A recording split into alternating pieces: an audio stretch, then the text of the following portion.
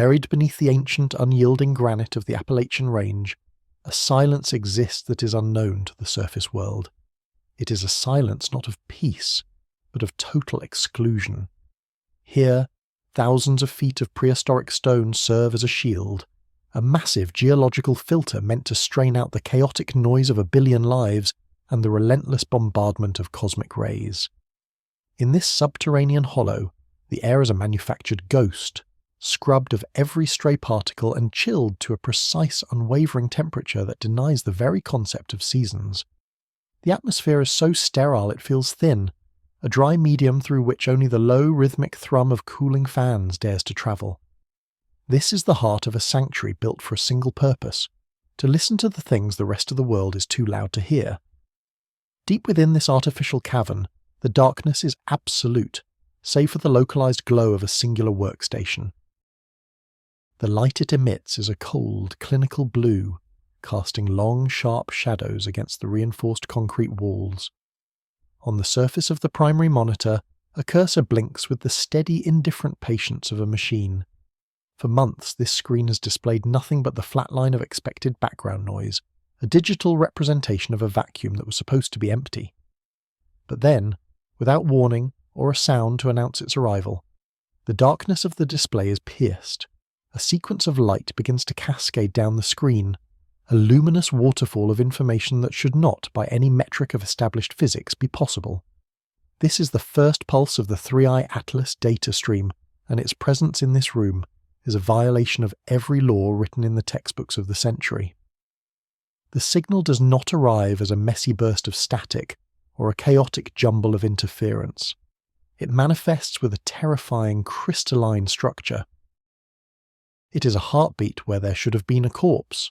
As the data scrolls, it reveals a complexity that defies the capabilities of any known terrestrial transmitter.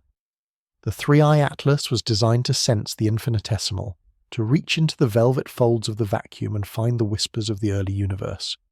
But what is appearing now is something far more immediate and far more devastating. It is a coherent, vibrating architecture of information, a signal that suggests the void is not a void at all, but a crowded room where we have been standing with our eyes squeezed shut. The realization of what this data represents does not come as a sudden shout, but as a slow, cold realization that settles into the marrow of the bones. It is the sensation of a foundational crack appearing in the very edifice of modern physics. For hundreds of years, the collective mind of humanity has mapped the heavens, charting the movement of spheres and the burning of distant furnaces, believing that what was seen was the totality of what existed. We built our empires of logic upon the assumption that light was the ultimate messenger, and that its absence meant nothingness. The flickering screen in the deep dark of the mountains reveals this to be a profound and perhaps intentional deception. The maps we have used to navigate the cosmos are shown to be little more than the finger paintings of children, depicting only the brightest, most obvious shadows, while the true machinery of the universe operates in a spectrum we were never meant to perceive. This data stream is a knife cutting through the canvas of the night sky. It suggests that the stars we see are not the primary actors on the stage, but merely the dust motes caught in a beam of light, while the stage itself is composed of something vastly more complex and structured. The 3i Atlas is not merely recording an anomaly, it is witnessing the collapse of a long-held illusion. The sensors, chilled to within a fraction of absolute zero, and buried away from the world's interference, are reporting a reality that is teeming with hidden geometry.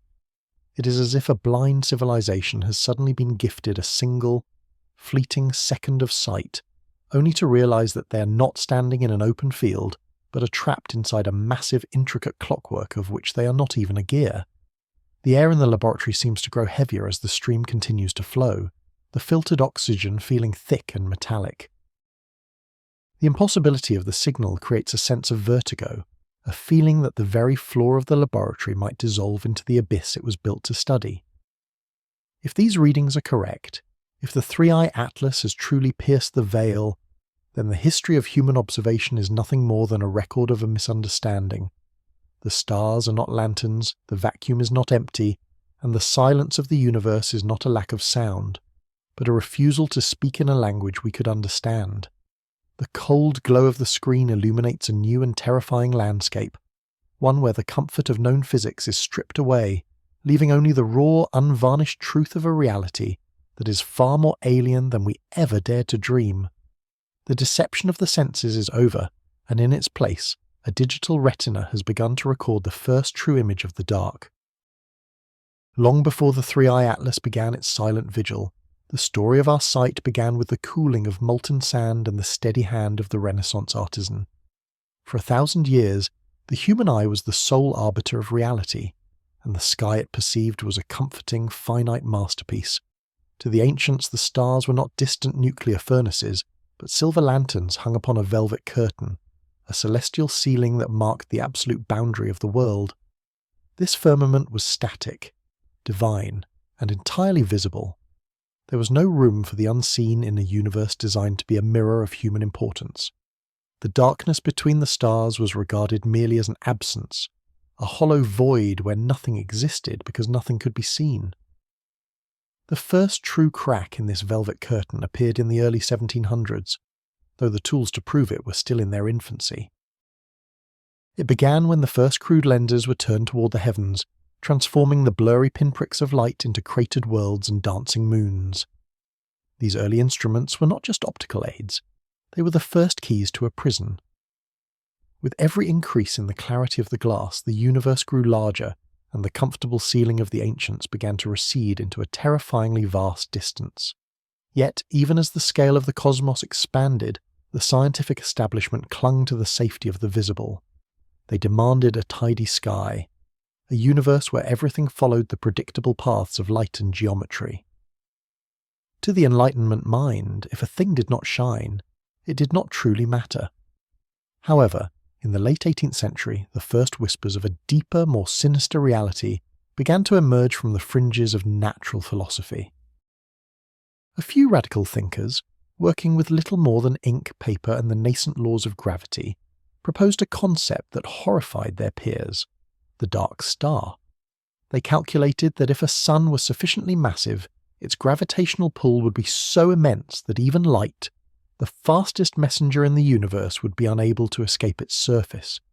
These bodies would be invisible, silent giants roaming the void, detectable only by the havoc they wreaked upon their neighbours. This was the first time humanity had to confront the possibility that the most powerful objects in the cosmos might be those that we could never see. The establishment recoiled from these theories. The idea of dark stars was treated as a mathematical ghost, a theoretical curiosity that had no place in a rational, illuminated universe. The scientific community of the time preferred a cosmos that yielded to the golden light of the sun, one where the laws of nature were synonymous with the limits of human perception. They viewed the dark not as a geography to be explored, but as a failure of the instrument. This resistance was not merely intellectual, it was a psychological defense against the realization that we were standing in a room where the lamps were slowly being extinguished. As the centuries progressed, the mirrors of our telescopes grew from the size of a hand to the size of a cathedral floor, and the lineage of observation reached its zenith in the towering monoliths of modern optics. Yet, with each leap in power, the mystery only deepened. Like a room where the shadows begin to take on weight and form as the observer's eyes adjust, the more we looked, the more the void seemed to possess a substance of its own. We began to realize that the visible stars, the billions of galaxies scattered like dust, accounted for only a tiny fraction of the total mass of existence. The rest was a silent, heavy presence that refused to interact with light. The imagery of the darkening room became the new reality of the 20th century. We found ourselves in a space where the shadows were not just empty corners, but were filled with invisible structures that dictated the motion of everything we could see. The laws of nature, once thought to be universal truths, were increasingly revealed to be nothing more than the local rules of our own small, brightly lit corner.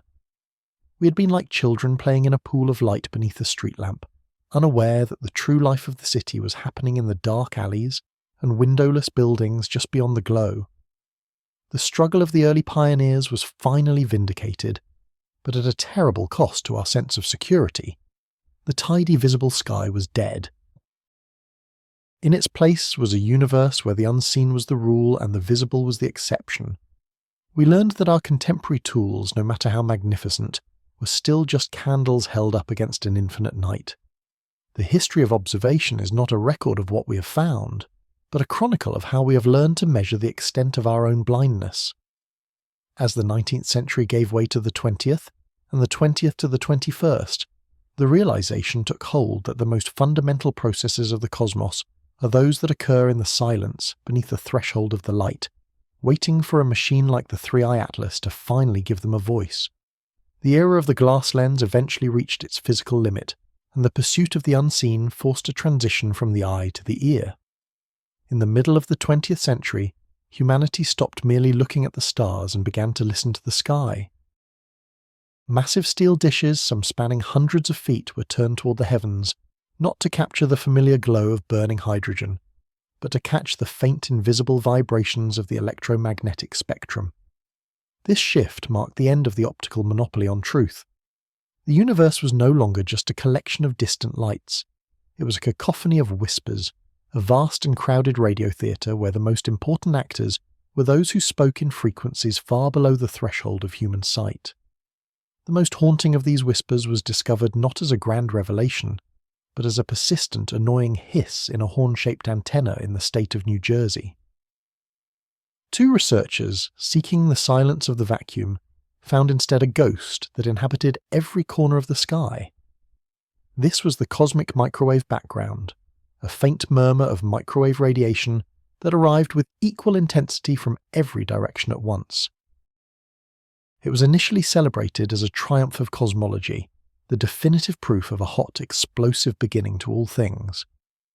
But as the decades passed and our instruments grew more sensitive, the triumph curdled into a source of profound unease. We realized that this radiation was not just a relic, it was a shroud. It was the afterglow of a dawn that occurred nearly 14 billion years ago, a wall of light that prevented us from seeing any further back in time, a literal horizon beyond which our physics could not peer. This haunting murmur was the first evidence that we were living in the wake of a much larger event. It suggested that the visible universe was merely the cooling ash of a fire that had long since moved elsewhere.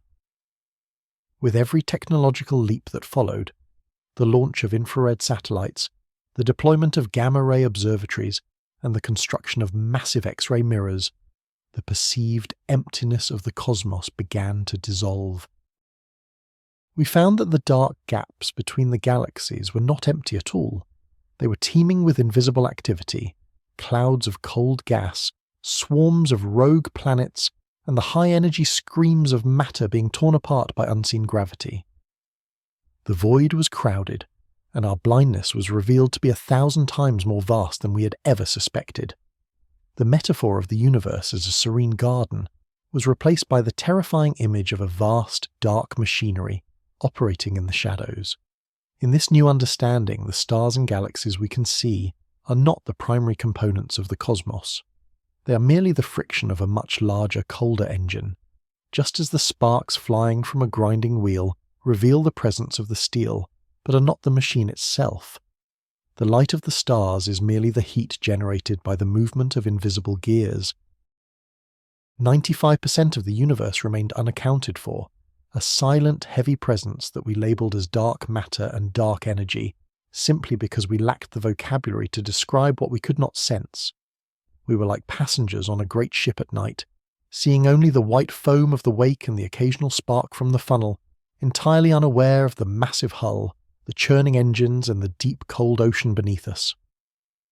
The scale of this blindness began to weigh heavily on the scientific mind.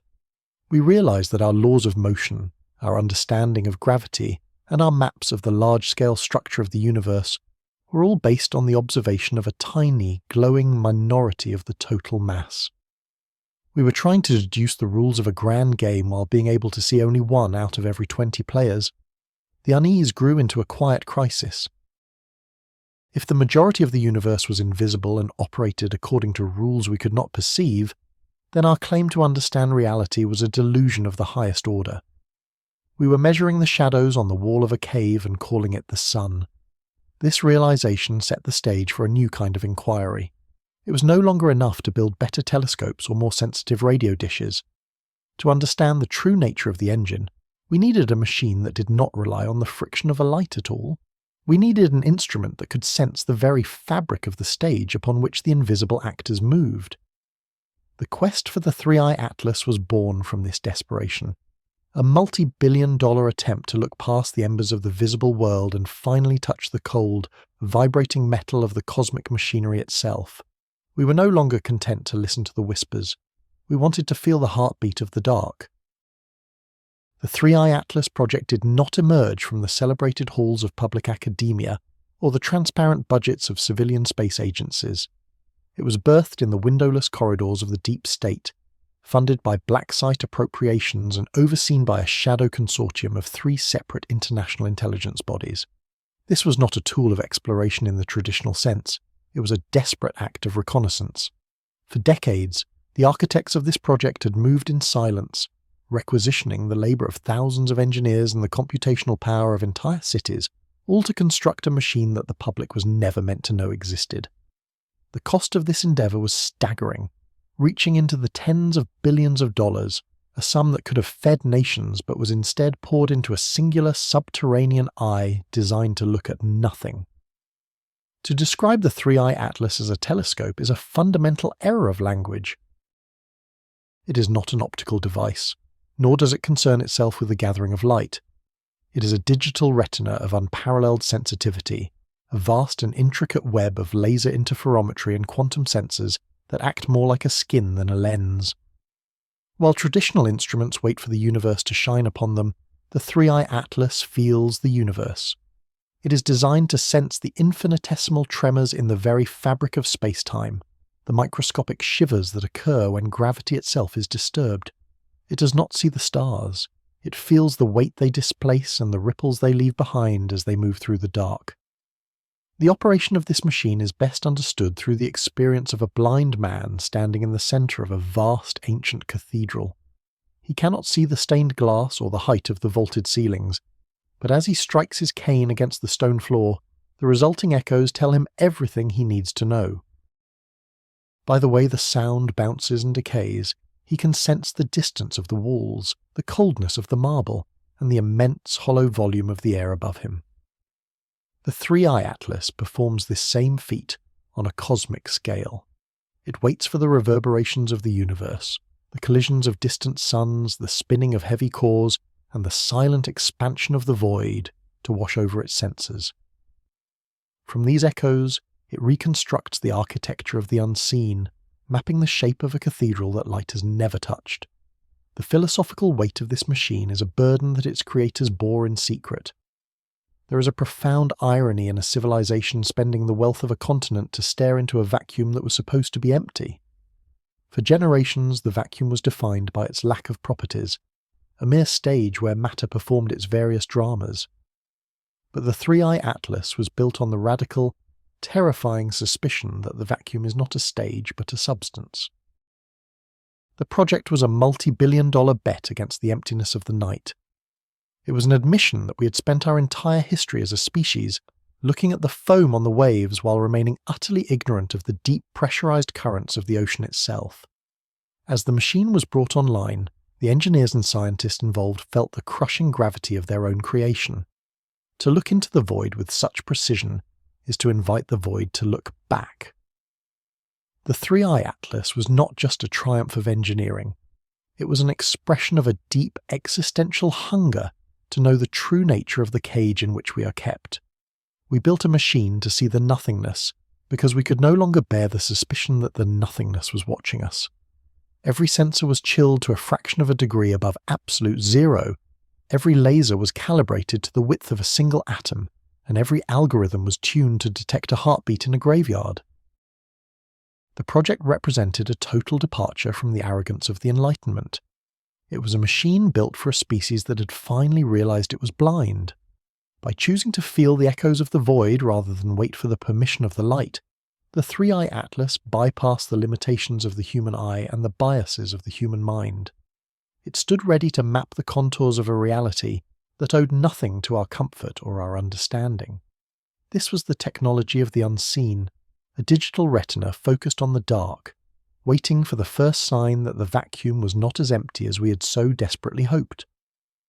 When the first data began to flow, it was not a series of numbers, but a physical sensation of the world becoming much larger and much more dangerous than it had been a moment before. The focus of the 3-eye atlas shifted toward a specific patch of the southern sky, toward the coordinates of the object designated as Black Hole 40. For decades, this region was the gold standard for the gravitational singularity, a textbook example of a celestial drain. In the old maps of the cosmos, it was perceived as a perfect silent sphere of absolute darkness, a mathematical point where the curvature of space became infinite, and time itself ceased to have meaning. This was the Einsteinian expectation, a clean, geometric exit from the universe, a door that only opened inward, a smooth horizon beyond which all information was irrevocably lost. To the eyes of the 20th century, Black Hole 40 was a graveyard, a place where the laws of physics simply stopped. But as the 3-eye atlas began to process the gravitational echoes from this region, the sphere of the event horizon began to dissolve. The machine did not detect a smooth, continuous curve of space-time. Instead, it felt a jagged, violent topography that resembled the surface of a storm-tossed ocean more than a geometric solid. The event horizon was not a line of no return, but a vibrating membrane, a chaotic and translucent boundary that shivered with a frequency that defied any known physical law. Through the digital retina of the atlas, the singularity was no longer a hole in the universe. It was a cosmic knot, a place where the fabric of reality had been folded and twisted into a shape of impossible complexity. This membrane was not silent. It was teeming with structured information. As the atlas felt the tremors of the region, it recorded patterns that looked less like the random noise of falling matter, and more like a sophisticated high-density code. The surface of Black Hole 40 was a fractured mirror, reflecting and refracting the fundamental data of the universe in a way that suggested the singularity was not a consumer of matter, but a processor. The Einsteinian model of a smooth, featureless void was replaced by a terrifyingly busy landscape, a jagged interface where the very building blocks of existence were being dismantled and rearranged. The death of the Einsteinian expectation was a quiet but total catastrophe for the scientists watching the stream. In the old physics, matter falling into a black hole was crushed into a singularity, its identity erased. But the data from the 3-eye atlas suggested a far more disturbing process. Black Hole 40 was not destroying the atoms that crossed its threshold. It was rewriting them. It was a loom of unthinkable power, taking the raw threads of hydrogen, helium, and light, and reweaving them into a sequence that was utterly alien to our understanding. The matter was not disappearing. It was being reorganized into a new state of being, a structured arrangement of information that continued to vibrate and interact with the membrane of the horizon. This realization transformed Black Hole 40 from a distant curiosity into a source of existential dread. If the singularity was not a graveyard, then it was a factory. The jagged, vibrating membrane was the skin of a machine that was actively altering the nature of the cosmos. The boundary was not a wall, but a gateway to a process of fundamental transformation. The atlas revealed that the gravity in this region was not behaving as a simple pull toward a center, but as a complex, multi-dimensional force that was sculpting the vacuum itself. The vacuum was no longer empty. It was the medium through which this reorganization was taking place. The imagery provided by the 3-eye atlas was that of a shattered mirror where each shard held a distorted but highly structured piece of the whole. Every tremor on the membrane of Black Hole 40 was a bit of information being processed, a heartbeat of a system that was operating on a logic that preceded the birth of the stars. The singularity was a knot in the fabric of the world that refused to be untied, a place where the fundamental constants of nature, the speed of light, the strength of gravity, the charge of the electron seemed to be under revision. It was as if we had discovered that a part of our own house was being rebuilt by an architect whose plans we could not read and whose purpose we could not fathom. The terror of Black Hole 40 lay in its activity. A hole is a passive thing, a lack of something. But a knot is an action. It is a deliberate entanglement. The 3-eye atlas showed that this region of space was the most active, most structured, and most communicative place in the known universe. It was a beacon of the unseen, a node in a network of dark machinery that we were only just beginning to sense. The smooth, silent graveyard of the Einsteinian era was gone, replaced by a jagged, screaming, and infinitely complex engine of rewrite. We were no longer looking at a place where the universe ended. We were looking at the place where the universe was being changed into something else, one atom at a time. The data stream from the atlas was the first recording of this transition, a sequence of tremors that signaled the end of the world as we had mapped it, and the beginning of a reality that was as structured as it was incomprehensible. The gravitational field surrounding Black Hole 40 operates with a logic that is fundamentally offensive to the human mathematical tradition. In the established physics of the past century, gravity was a simple, elegant curve, a predictable consequence of mass warping the void. But the 3-eye atlas reveals a reality that is far more fractured and deliberate. The space-time around the singularity does not bend in a smooth, continuous arc. It shatters. It behaves like a mosaic of a billion razor-sharp shards, each acting as a mirror that reflects a slightly different version of physical law. As matter approaches this boundary, it is not merely accelerated, it is refracted. It is caught in a web of gravitational gradients that fluctuate with a precision that suggests a digital calculation rather than a blind, natural force. The readings withheld by the Shadow Consortium describe a phenomenon that the official reports dared not mention. According to the raw data stream, the gravity of Black Hole 40 possesses a form of recursive memory. It does not treat every particle the same. Instead, the singularity appears to be sorting the incoming matter based on its informational complexity. The 3-eye atlas detected specific repeating sequences in the gravitational pulses, numerical patterns that correspond to the fundamental constants of the universe, but arranged in a way that suggests they are being edited. This is the hallmark of a processing hub, a cosmic terminal where the raw data of the physical world is ingested, analysed, and then re-encoded. In this shattered mirror of a region, the very concept of a graveyard for matter is discarded. When a star or a cloud of gas is drawn into the influence of Black Hole 40, it undergoes a process of total informational extraction. The atlas recorded the way subatomic particles are stripped of their mass and charge, reduced to their most basic mathematical descriptions. These descriptions are then woven into the vibrating membrane of the horizon, joining a vast, glowing ledger of everything the singularity has ever consumed. The matter is not lost, it is archived. It is reorganized into patterns that suggest a fundamental protocol of the universe, a set of deep-seated instructions that have remained hidden beneath the surface of reality since the first moment of the Great Expansion. These patterns are not random.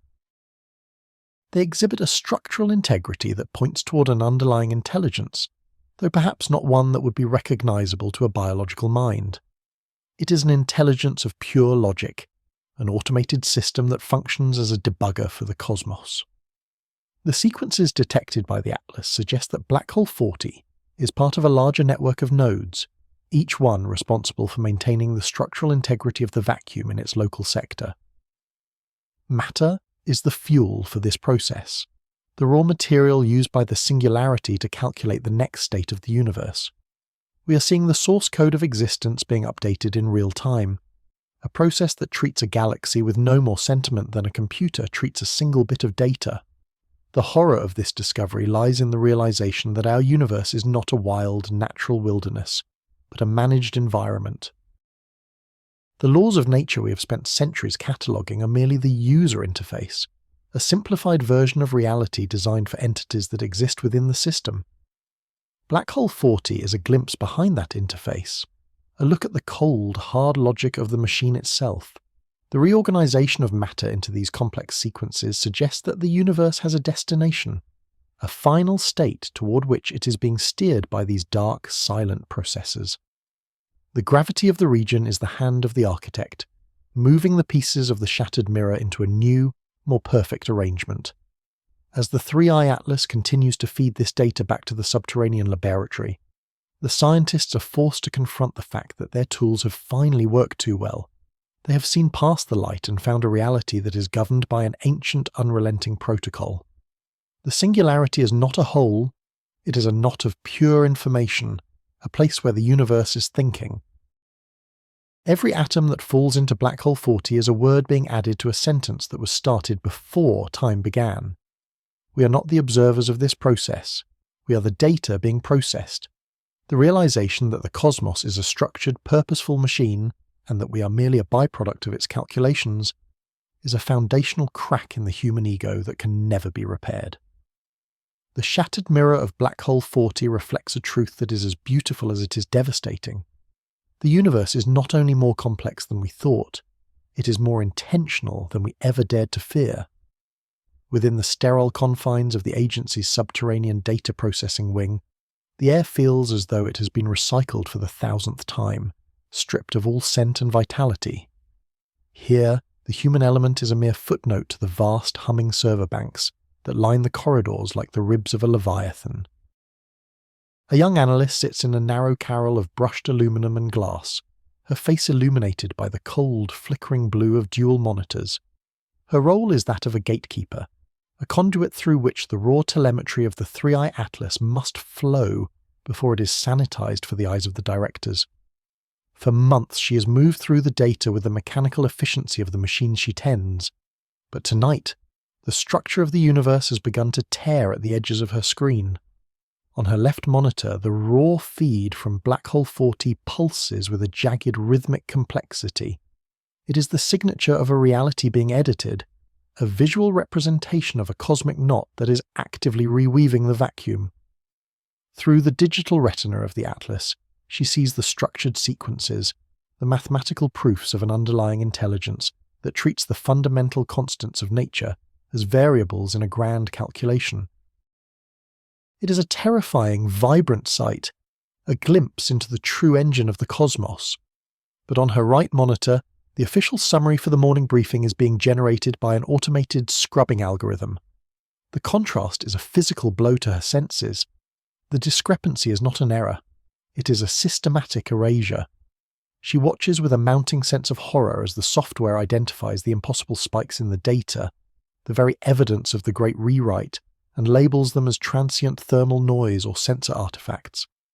The jagged membrane of the event horizon, teeming with information, is smoothed out by a digital hand, transformed back into the harmless, featureless sphere of the old Einsteinian models. The vibrant communicating knot of black hole 40 is being reduced to a dead, silent grave in the official record. The analyst feels a coldness that has nothing to do with the laboratory's climate control. She is witnessing the birth of a lie that will preserve the sanity of 1 billion souls while sealing them in a tomb of profound ignorance. The claustrophobia of institutional secrecy begins to press in on her.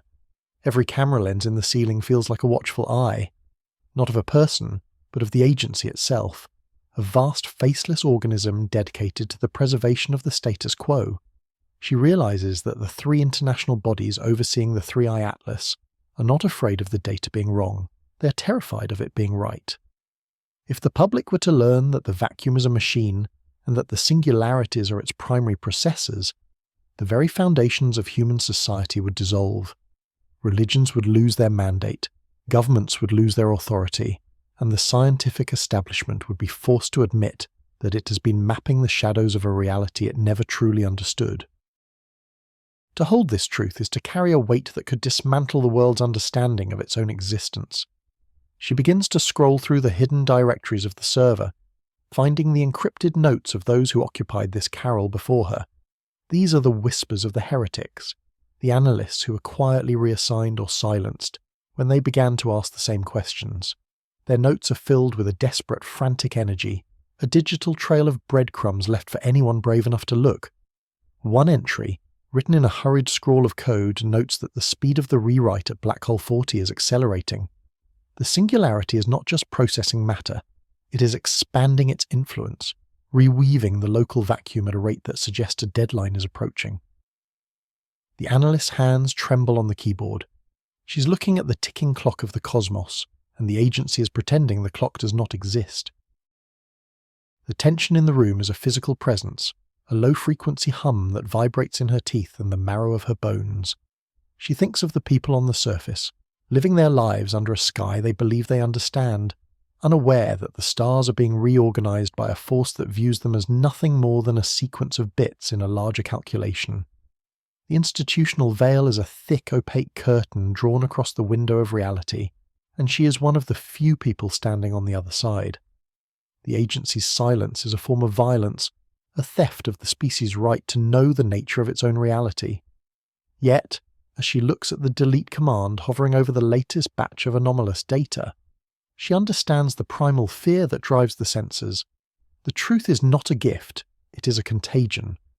To know that the universe is alive and indifferent is to realize that we are entirely, profoundly alone in our awareness. She remains in her carrel long after her shift has ended, the blue light of the screen reflecting in her pupils like a distant cold star. She's a ghost in the machine, a silent witness to a cosmic transition that is being scrubbed from history before it can even be recorded. The weight of the secret is a silent scream in the back of her mind. She is the only one in this sub-level who truly understands that the nothingness we have feared for so long is actually a somethingness far more terrifying. The universe is not ending, it is being replaced, and the agency is making sure that we will be the last to know. The laboratory is a tomb of truth, and she is its unwilling keeper, staring at the flickering cursor as it waits for her to confirm the next set of lies. The predicament of the young analyst in her subterranean carrel is not a solitary moment of crisis, but the latest chapter in a long and shadowed chronicle of scientific heresy. Her struggle to reconcile the raw data of the 3i Atlas with the sanitized reports of the agency is a modern echo of a conflict that has defined the human relationship with the unknown for centuries. Just as the ecclesiastical authorities once stood over the shoulder of Galileo, peering through his rudimentary glass and demanding that the moons of Jupiter be unseen for the sake of a static and comfortable theology, the Shadow Consortium now stands over the digital retina of the Atlas. The crime remains the same, the discovery of a reality that refuses to center itself on human importance or conform to the established narratives of the state. In the 17th century, the threat was the displacement of the world from the center of a divine and unchanging plan. Today, the threat is far more profound. The 3i Atlas has revealed a universe that is not a passive, mechanical void, but a structured and volatile organism governed by a fundamental protocol that is currently undergoing a radical update. To acknowledge this truth is to admit that the laws of physics, which we have treated as the immutable pillars of our civilization, are merely the temporary settings of a much larger and more indifferent machine. The agency's suppression of this data is a desperate attempt to maintain the ontological stability of the species. They understand that a society which realizes its own irrelevance, that sees itself as a mere byproduct of a cosmic rewrite, is a society that may lose the will to function. This culture of concealment was perfected in the middle of the 20th century, during the fevered years of the Manhattan Project. Behind the high fences of Los Alamos and the concrete walls of Oak Ridge, the most fundamental secrets of the atom were transformed into a classified currency of power. For the first time, the very nature of matter and energy became a state secret, shielded by the justification of national security. This era birthed the concept of the scientific deep state, a world where the pursuit of truth is secondary to the preservation of strategic advantage. The 3i Atlas is the ultimate fruition of this philosophy. The calculations being scrubbed from the analyst's screen are not just data points, they are the blueprints of a reality that the agency believes it must hoard, or at the very least hide from a public that might be driven to madness by the revelation. The tension between the perceived need for national security and the universal right to understand the nature of existence is a fault line that runs through the very heart of our civilization. On one side is the cold, pragmatic logic of the consortium, the belief that the truth is a contagion. They argue that if the billions of people on the surface were to learn that the vacuum is a living engine and that Black Hole 40 is a processing hub for a cosmic transition, the structures of law, economy and religion would collapse under the weight of existential terror. Security, in their view, is the preservation of a necessary delusion. They cast themselves as the guardians of the human mind, shielding the species from a truth it is not yet evolved enough to process. But this silence is a form of profound violence against the human spirit. It is a theft of the species' right to know the true scale of the stage upon which we stand. Why would a civilization hide the fact that the universe is more structured, more alive and more volatile than we have been led to believe? Perhaps because a structured universe implies a purpose that we did not choose, and a volatile universe implies a future that we cannot control. To admit that the cosmos is a machine undergoing a rewrite is to admit that we are not the masters of our own destiny, but are instead passengers on a vessel whose course and destination are being determined by an ancient and unrelenting logic. The agency's institutional veil is not just a barrier to information, it is a denial of our fundamental nature as explorers. We are a species that has spent its entire history trying to peek behind the curtain of the night, only to find that the curtain is being held shut by our own kind. The suppression of the 3i Atlas data suggests a terrifying possibility, that the greatest threat to our security is not the alien nature of the universe, but our own inability to face it without the armour of a lie. By keeping the universe silent and dead in the eyes of the public, the agency condemns humanity to a permanent artificial childhood. We are kept in a nursery with the windows blacked out, unaware that the world outside is being dismantled and reassembled in a shape we will never recognise. As the analyst watches the jagged, information-rich membrane of the event horizon being smoothed into a featureless void on her screen, she is witnessing the systematic murder of a discovery.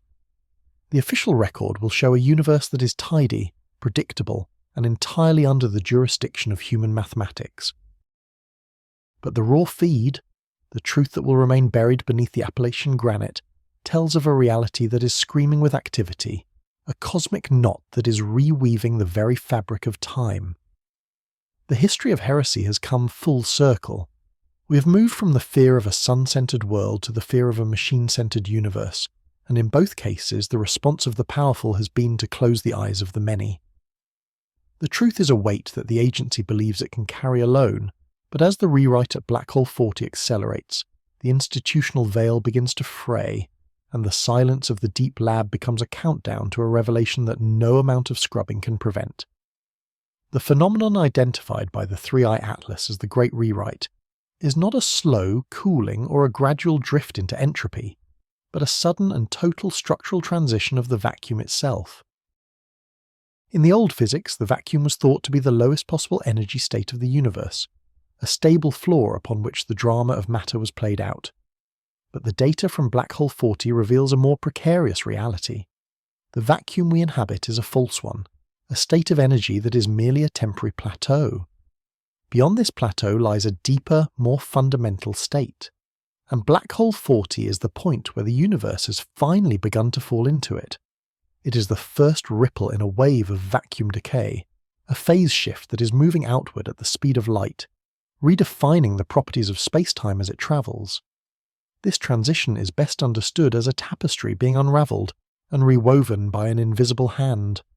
The threads of the old universe, the specific strengths of the nuclear forces, the precise charge of the electron, the very curvature of gravity, are being pulled loose at the epicenter of Black Hole 40.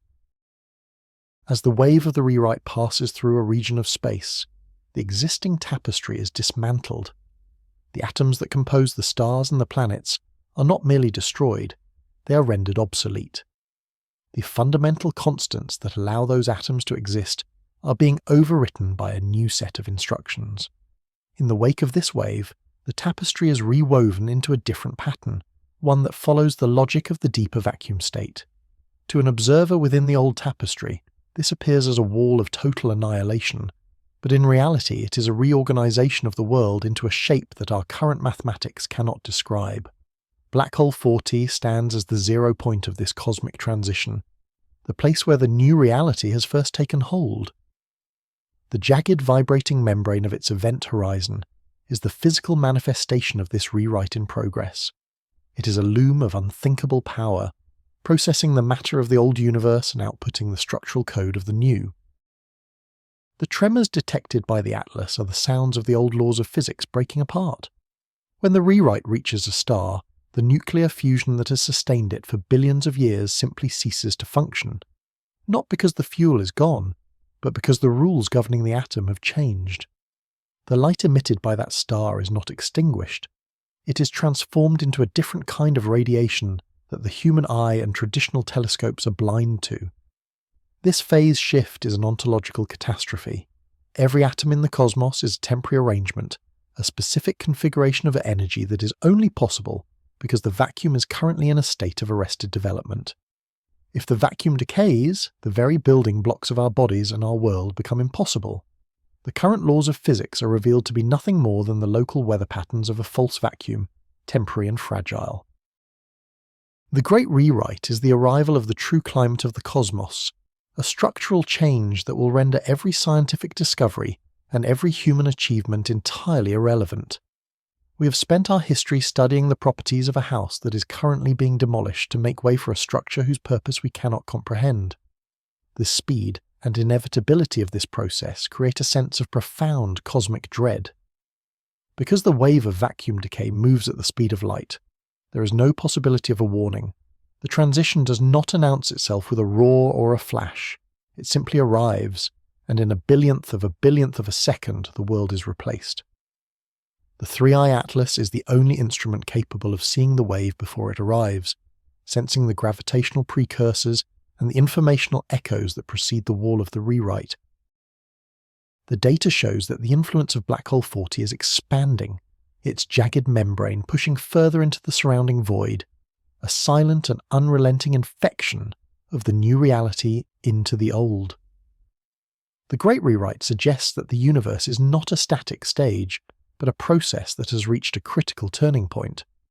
The transition is a fundamental protocol of the cosmos, a necessary step in its evolution toward a more stable energy state. We are the inhabitants of a transitional era, living in the brief flickering moment between the old tapestry and the new. The realization that our entire reality is a temporary state on the verge of a total rewrite is the final blow to the human ego. We are not the masters of the universe, nor are we even its permanent residents. We are the foam on the surface of a deep and turbulent ocean, and the tide is finally coming in. The data from the atlas is the record of the first wave hitting the shore, a signal that the time of the false vacuum is over and the era of the true vacuum has begun. Every atom, every star, and every memory is about to be rewoven into a sequence we will never see, and a logic we can never know. In the flickering blue light of the subterranean laboratory, the young analyst stares at the equations that have begun to assemble themselves on her screen, forming a structural language that defies the very concept of a sequence. These are not the familiar symbols of Newtonian flux or the elegant curves of Einsteinian relativity. They are the radical mathematics of the three-eye atlas, a set of proofs that dismantle the most fundamental human intuition, the flow of time. For the entirety of human history, we have perceived time as a river, a linear and relentless progression from a fixed past toward an uncertain future. But the findings from the digital retina of the atlas suggest that this river is an illusion, a mere byproduct of a much deeper and more static process occurring within the dark nodes of the universe. The data from Black Hole 40 indicates that time is not a fundamental dimension of the cosmos, but a secondary effect, a form of informational latency generated by the interaction between the false vacuum and the dark nodes. These nodes, like the jagged vibrating membrane of the singularity in the southern sky, are the true bedrock of reality. They are the sites where the fundamental protocol of the universe is executed. Our experience of time is merely the surface foam on a much deeper, darker ocean of causality. Just as the foam on a wave is a result of the wind and the water but is not the wave itself, our past, present and future are the superficial results of the calculations being performed within the singularity. We are living in the delay, the microscopic pause between the input of matter and the output of the rewritten vacuum. This realization brings with it a crushing sense of vertigo, a feeling that the very floor of the laboratory has dissolved into an infinite abyss. If time is not fundamental, then the sequence of events we call history is merely a specific way of viewing a simultaneous architecture. The analyst sees on her monitor that the information being processed at Black Hole 40 does not follow a chronological order. It is a vast, interconnected web where the beginning and the end of the universe are being calculated at once. The Great Rewrite is not something that will happen in the future, It is a process that is already present in the source code of the vacuum, waiting for its turn to be projected onto the screen of our perception.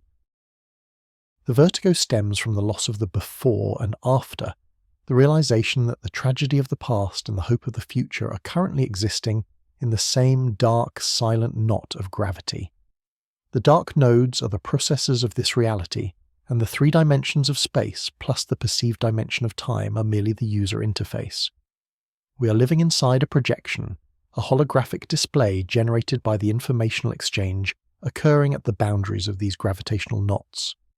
The mathematics suggest that what we call now is simply the point where the calculation has reached a certain level of complexity. There is no flow, only a series of static states that our limited senses interpret as movement. We are like the characters in a film who believe they are moving through time, unaware that their entire existence is already etched onto a single, unmoving reel of celluloid. The 3-eye atlas has looked past the projection and seen the reel itself, a static and unchanging structure of pure informational logic. The impact of this discovery on the human psyche is total and devastating. If our experience of time is a secondary effect, then every human emotion, every historical struggle, and every scientific discovery is a reaction to a shadow. We have been measuring the shadows on the wall of the cave and calling it progress, unaware that the light and the object casting the shadow are part of a timeless system that has no need for seconds, minutes, or centuries. The analyst feels a profound isolation. She's looking at a universe where the concept of waiting is meaningless, where the death of the sun is as present as the birth of the first star, and where the rewrite of the vacuum is not an approaching storm but an existing fact. The 3-eye atlas has stripped away the last comfort of the human mind. We can no longer hide in the hope that time will provide a solution or an escape from the great rewrite. The transition is not a coming event. It is the fundamental state of the ocean, and we are finally seeing beneath the foam. The mathematics of the dark nodes reveal a reality that is as cold and indifferent as the granite of the mountains above the lab. It is a universe of pure, simultaneous logic, where our lives are the briefest of flickers in a calculation that has no use for a clock. We are the latency in the system, the brief pause in a cosmic update that is already complete. As she watches the data pulse on her screen, the analyst realizes that the countdown she feared is an illusion. The clock has already struck midnight. We are simply waiting for the light of that realization to reach our eyes. The cursor on the monitor blinks with a rhythmic, mechanical persistence, a solitary heartbeat in the subterranean dark. In the absolute silence of the Appalachian laboratory, this tiny pulse of light is the only sign of life, a digital metronome marking the seconds of a reality that has already been revealed as an illusion. The young analyst sits motionless, her shadow stretched long and thin against the cold concrete, a witness to the end of an era. She realizes now that the grand deception she discovered is not merely a conspiracy of men or a secret withheld by the Shadow Consortium. Their efforts to scrub the data and silence the heretics are merely a secondary layer of a much older and more fundamental lie. The true conspiracy is one of the human senses, a biological pact made by our ancestors to ignore the vast, terrifying machinery of the dark in favor of the small, flickering comforts of the light. For hundreds of thousands of years, the human nervous system has acted as a rigorous filter, a gatekeeper that allowed only the most mundane and survival-oriented information to reach the conscious mind. We evolved to track the movement of predators in the tall grass and to recognize the ripening of fruit beneath a yellow sun, not to perceive the jagged informational membrane of a cosmic singularity or the subtle tremors of a decaying vacuum. Our eyes were designed to see the embers of the universe, not the fire itself. This sensory limitation was our greatest protection, a psychological shield that allowed us to build civilizations and dream of gods within a narrow, brightly lit nursery. We called this limited perspective the laws of nature, never suspecting that we were merely describing the boundaries of our own cage.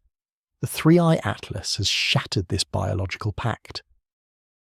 By sensing the infinitesimal shivers of space-time and the cold, static logic of the dark nodes, the machine has bypassed the evolutionary filter and forced the human mind to confront the raw, unvarnished architecture of the cosmos. To look into this data stream is to commit an act of supreme courage. It is to step beyond the safety of the nursery and stare directly into the abyss of the real. The abyss does not merely look back, it reveals that the observer is an accidental byproduct of a much larger and more indifferent process. The realization is not one of terror, but of a profound, crystalline clarity. The universe is not a garden designed for our delight, nor is it a clockwork mechanism that we were meant to master. It is an ancient, unrelenting protocol, a machine of unthinkable scale that is currently undergoing a structural transition that will leave no trace of our existence behind. We are like children who have spent our entire lives playing on a small sunlit patch of sand, believing that the gentle lapping of the waves is the extent of the ocean's power. We have mapped the ripples, named the shells, and studied the behaviour of the tide with a sense of pride and ownership. We have convinced ourselves that our little shore is the world, and that the horizon is a fixed and friendly boundary. But now, through the digital retina of the atlas, we see that the tide has pulled back further than it ever has in human history. The receding water has revealed the wet, dark expanse of the continental shelf and the terrifying, bottomless drop that lies just beyond the curve of the world. The horizon we spent millennia studying is not a limit of the universe, but merely the limit of our sight, the point where our eyes failed and our myths began. The courage required to accept this reality is a weight that few can carry. It requires the abandonment of every foundational myth of the species, the belief in a linear time, the hope for a permanent legacy, and the conviction that the universe is a place that can be understood through human logic. The data from Black Hole 40 is a reminder that we are still standing on that shore, staring at a world that is far more alien and far more volatile than we ever dared to dream. The indifference of the cosmos is its most striking feature. It does not hate us, nor does it seek to destroy us. It is simply reweaving itself into a more stable state, and our presence within the old tapestry is a matter of total insignificance to the invisible hand at the loom. The analyst watches the cursor, that solitary heartbeat, and feels a strange sense of peace. The deception is over. The institutional veil and the biological filter have both been torn asunder, leaving her alone with the truth of the great rewrite. She understands now that the silence of the laboratory is not an absence of sound, but the presence of a reality that has no need for words. The universe is moving toward its next state with the cold, majestic inevitability of a phase shift, and the three-eye atlas is the only witness to the transition. We are the last generation of the false vacuum, the final observers of a shore that is about to be swallowed by a deeper, darker ocean. The realization of our own irrelevance is the final gift of the dark, a moment of absolute humility before the curtain falls on the world as we have known it. She reaches out a hand to the screen, her fingers hovering just inches from the jagged, vibrating data of the rewrite, a child touching the edge of a world that is no longer hers to inhabit. The analyst's fingers eventually fall back to her side, the cold metal of the desk a sharp contrast to the feverish heat of her thoughts. The subterranean laboratory, once a temple of human ingenuity and a monument to our desire to conquer the unknown, now feels like a tomb, not for the dead, but for the living who are unaware of their own expiration. This is the ultimate burden of the three-eye atlas. It has provided an answer to a question we were never meant to ask, and in doing so, it has rendered the very act of asking obsolete. The truth is not a beacon that leads us toward a brighter future. It is a cold, indifferent tide that is slowly erasing the footprints we have left in the sand. The question that haunts the silence of this Appalachian hollow is one that no amount of data can resolve. If a civilization discovers that its entire reality is merely a temporary state on the verge of a total rewrite, does that civilization truly want to know the answer? If the knowledge of the end does not offer a means of escape, but only the certainty of the fall, is it a gift or a curse? The Shadow Consortium believed it was a curse, a contagion of despair that would dismantle the human spirit long before the vacuum decay ever reached our shores. They chose the lie of stability over the truth of transition, believing that a species is better off dreaming in the dark than waking to find its house is on fire. But truth has a way of breathing, even in the deepest vaults. It vibrates in the jagged telemetry of Black Hole 40 and pulses in the silent heart of the three-eye atlas. The universe is under no obligation to make sense to us, nor is it obligated to remain the same for our benefit. It is a vast, self-correcting system, a cosmic loom that has reached the end of one pattern and is now, with a terrifying and majestic precision, beginning the next. Our mathematics, our art, our history and our loves are the intricate threads of a tapestry that is being unravelled to make room for a new design, one that does not require our presence and does not acknowledge our passing. There is a profound, almost religious humility in this realization. We have spent our existence believing we were the protagonists of a grand drama, the central observers of a universe that was created for our contemplation. The Atlas has shown us that we are instead a secondary effect, a brief and beautiful glitch in the informational flow of a much deeper process. We are the latency in the system, the pause between the old world and the new. This is the final lesson of the subterranean eye, that the universe is not only more complex than we believed, but that it is fundamentally indifferent to our understanding.